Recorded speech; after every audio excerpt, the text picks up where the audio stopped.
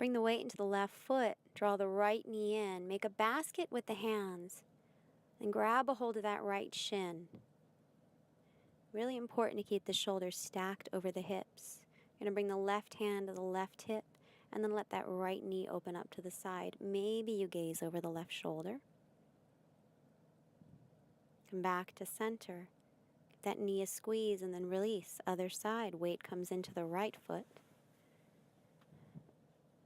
Can also use a strap around the sole of the right foot, raised foot, I should say. If you find yourself needing to bend forward, you want to keep the shoulders stacked over the hips and the hips stacked over that standing ankle. Always an option to bring that hand to the hip or to extend it out to the side as you see I did there. Draw the left knee back in, hug it in, and as you exhale, release back to the mat. Send the arms up overhead, deep breath in, exhale to fold. Inhale, half lift. Plant the hands. And we'll find plank pose. And lower to forearm plank. Everyone's favorite. We just don't know it yet. Forearm plank has been known to be the best way to strengthen the core. So right now I'm bringing my right knee towards my right shoulder 3 times. I'm going to walk the feet in and find dolphin. You can stay in dolphin or you can take dolphin push-ups, which is what I'm doing here. Shifting forward, bringing the chin to the mat 3 times. It's very tricky, but you can just start with 1. 1's better than nothing. Eventually you'll get to 2. You'll build up the strength needed in the shoulder girdle to do more. So I'm repeating it on the left side, once again walking the feet in, taking my dolphin push-ups, and then walking the feet back out to plank, and then lowering the hips. Go ahead and take the feet mats width apart for Sphinx pose. I'm pressing the palms down, forearms down, drawing the mat towards me and my chest forward. And then as you exhale, draw the chin to the chest. It's going to release the back of the neck. And then lower all the way down, drawing the hands next to the upper ribs. Rise up for baby cobra. We'll lift up again, maybe higher this time. Inhaling as you rise. Exhaling as you lower.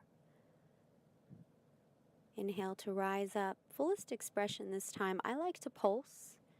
Just kind of slowly straighten my arms more as I lift up. Exhale to lower.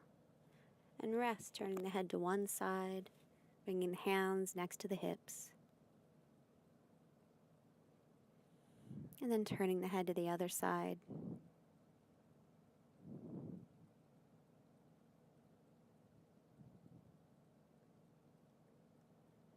Go ahead and pressing back into child's pose to further release the back.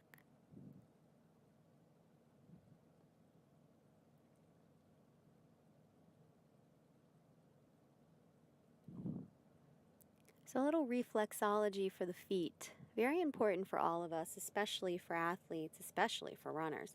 So I'm going to shift forward, curl my toes under, and then sit back on my heels. Just give myself a hug, taking my right arm above my left. Lots of shoulder variations you can do here. You can take eagle arms if you're familiar with that one. Inhale to open up and then switch sides, left over top of right. And I'm actually walking my fingertips towards each other, trying to touch hands behind my back. If this gets too intense, you can just raise the hips off the heels slightly. Shift forward, uncurl the toes. And then we'll just roll over one hip, extend the legs out in front of us. Inhale the arms up. Exhale, hinge from the waist, round the back, let the head go. So I like to take a restorative version of this forward fold first, if it is following back bends, which we did some of. I'm going to find a half lift, kind of shimmy my hips back, send my heart forward. Fold a bit deeper now, keeping a straight spine so that it's becoming more of a hamstring stretch. You can use a strap around the feet or a towel if you don't have a strap to make the arms longer and to take a bind. If the hands make it to the feet, you can grab a hold of the big toes. I'm going to bend the left knee, bring the sole of my left foot to the inside of my right thigh, and then walk the hands forward. Really important to rotate the torso to the right so that it's centered over that right leg. That way you're going to feel a stretch in the side of the back. I'm going to rise up, cross the left knee over right leg. Hug my left knee in with my right arm. Inhale the left arm up and twist to the left.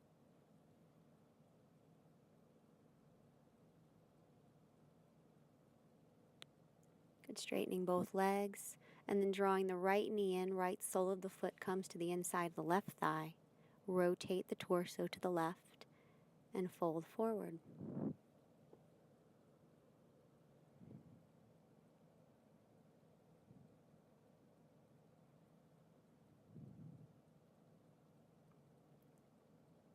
Rise up on an inhale. Now cross the right knee over the left leg. Hug it in with the left arm. Right arm rises. Exhale, twist to your right. You can keep hugging that knee in, or you can extend the left arm on the outside of the right thigh for a bit deeper twist, as I'm doing here.